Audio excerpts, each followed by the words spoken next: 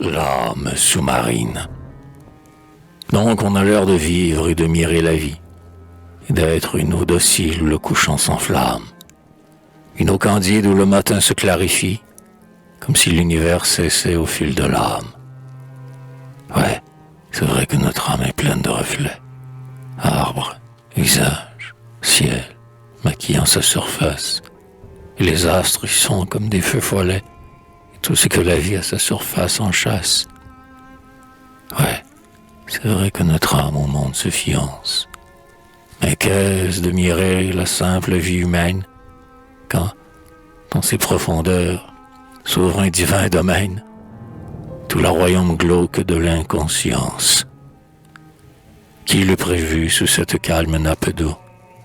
Voici le gouffre et les richesses sous-marines, un idéal trop beau, tombé comme un fardeau, et des rêves, petite algue argentine.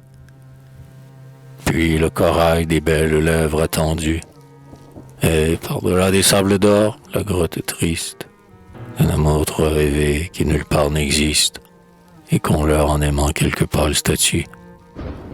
Vaste abîme du fond de l'âme, insoupçonné, un rêve qu'on croyait mort et qui continue, des désirs s'ébauchant dans une argile nue, un orgueil qui, dans l'ombre, est un roi détrôné.